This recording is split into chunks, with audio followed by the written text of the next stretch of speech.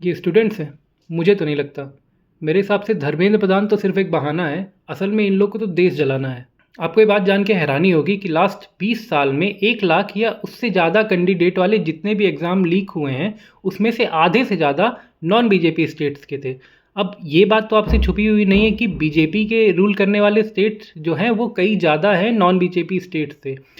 कम होने के बाद भी वहाँ ज़्यादा पेपर लीक हुए हैं, लेकिन आज तक किसी ने किसी से इस्तीफ़ा नहीं मांगा है। तो एक्चुअली यहाँ पे हो क्या रहा है? आज मेरी फीड पे ये पोस्ट आई, इसको देख के मैं एकदम दंग रह गया।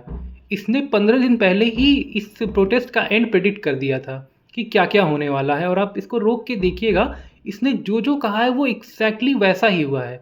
अब मैं ये मानने के लिए तैयार नहीं हूँ कि एक आम आदमी जब इस चीज़ को प्रेडिक्ट कर सकता था, तो हमारी इंटेलिजेंस और हमारी सरकार को ये बात पता नहीं थी।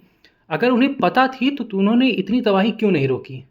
वैसे इस सरकार के साथ एक दिक्कत तो ये है, मैं इस दिक्कत के लिए मैं सरकार को हमेशा जिम्मेदार ठहराता हूँ कि ये अपने आप को डेमोक्रेटिक दिखाने के चक्कर में बहुत चीज़ों को होने देते हैं। अब इसमें सोने पे सुहागा ये हो रहा है कि पंजाब से किसानों का बहुत बड़ा झुंड दिल्ली पहुंच रहा है प्रोटेस्ट के लिए ऑब्वियसली। अब अगर ये दोनों जो प्रोटेस्ट हैं ये आपस में क्लब हो जाते हैं तो स्थिति और भयानक हो सकती है। अब मेरा सवाल इस पे सरकार से सिर्फ यही है कि आप इस पे कोई स्ट्रिक्ट एक्शन लेना चाहते हैं या अपने आप को लोकतांत्रिक दिखाने के चक्कर में देश को थोड़ा और जलने देंगे?